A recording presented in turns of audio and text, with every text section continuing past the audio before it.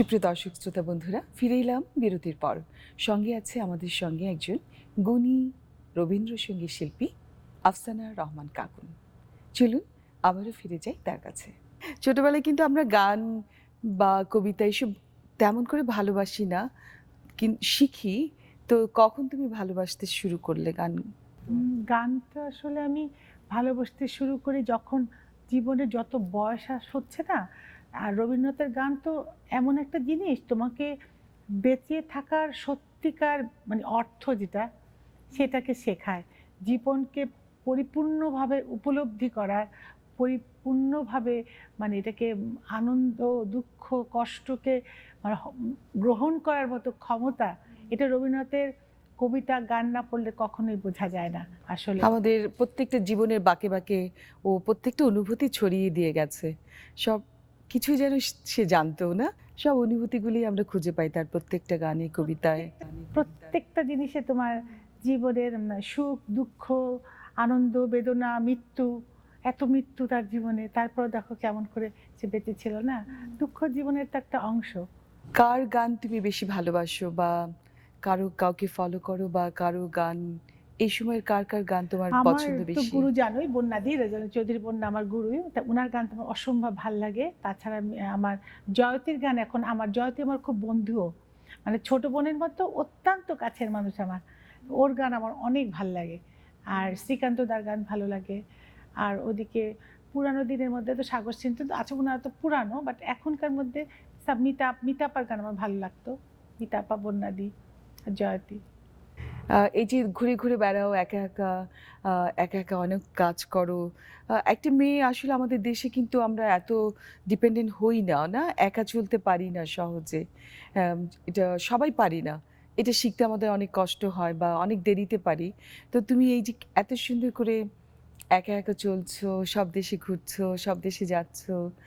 এই যে নিজের ভেতরে এই সাহসটা, এটা কেমন করে হলো? নিজে থেকেই হলো? না, আমার মার কাছে পাওয়া আসলে। আমার মা আ জাস্ট অনার্স পড়া অবস্থায় বিয়ে হচ্ছিল উনার। তারপরে তো উনি যশোরে ক্যান্টনমেন্ট কলেজে টিচার ছিলেন। আমার মা খালাদের মধ্যে অসম্ভব মানে ভিতরে নিজেকে জাগানোর যে একটা, নিজেকে প্রকাশ করার যে ক্ষমতা, ওটা ছিল।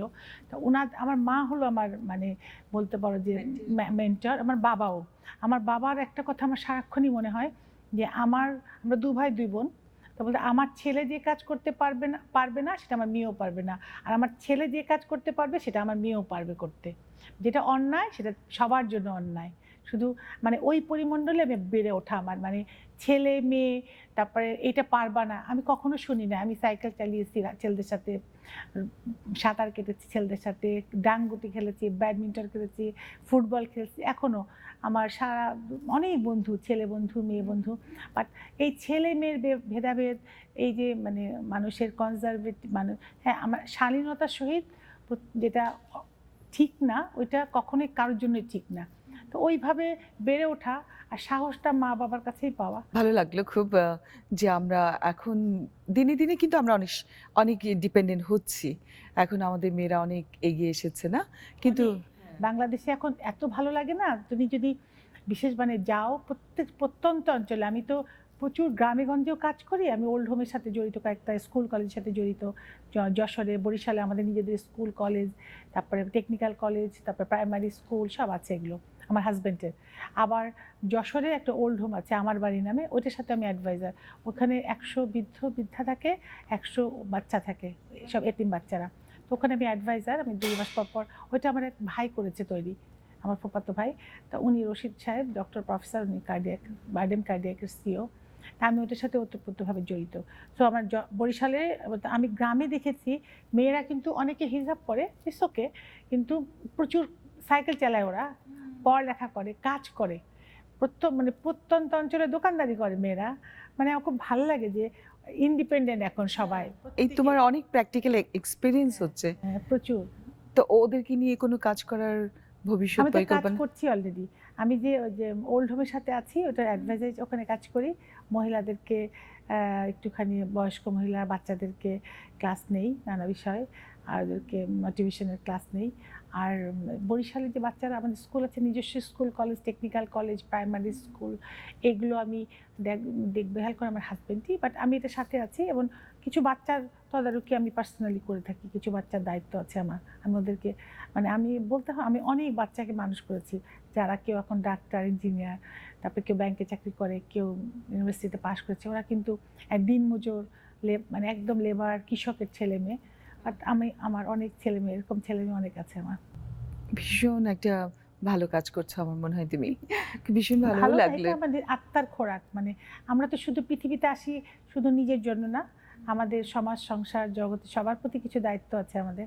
হ্যাঁ, ওইটা আমার দায়িত্ববোধ, আমার ওইটাও একটা আনন্দ আমার বেঁচে থাকার। ওইটার মধ্যে আমি একটা অত্যন্ত আনন্দ পাই। খুব ভালো লাগলো। তো আরেকটা গান শুনিয়ে আসি চলো তোমার আমরা এই ফাঁকে রবীন্দ্রসঙ্গীত।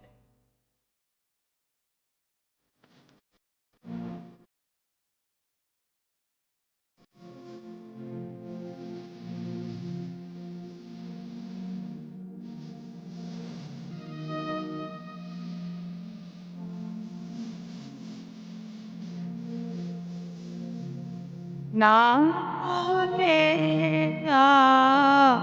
আই পথে এসে আঁখি মুখ না জানো না বলে আয় পাছে এসে কাছে তার রয় তবু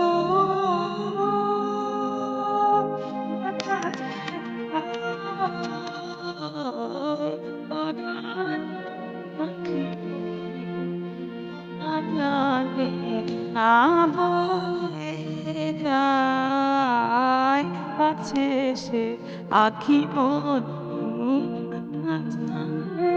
না বলে যায় কাছে সে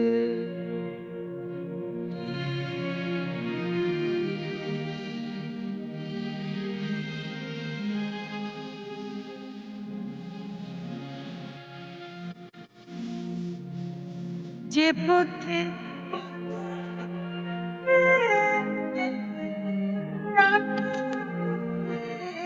যে পথে এলো প্রাণ পাছে ভেঙে যায় যায় ও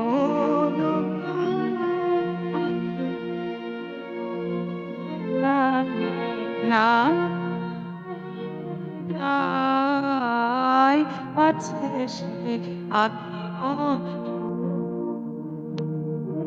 না বলে যায় পাছে সে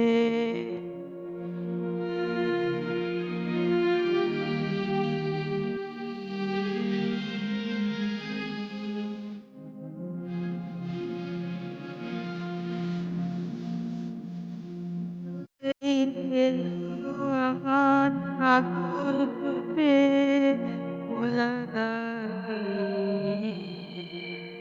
খোলা দাঁড়িয়ে আবার যাবে ছুটে এলো যে এলো খোলা দাঁড়িয়ে খোলা দাঁড়িয়ে আবার যাবে ছুটে হে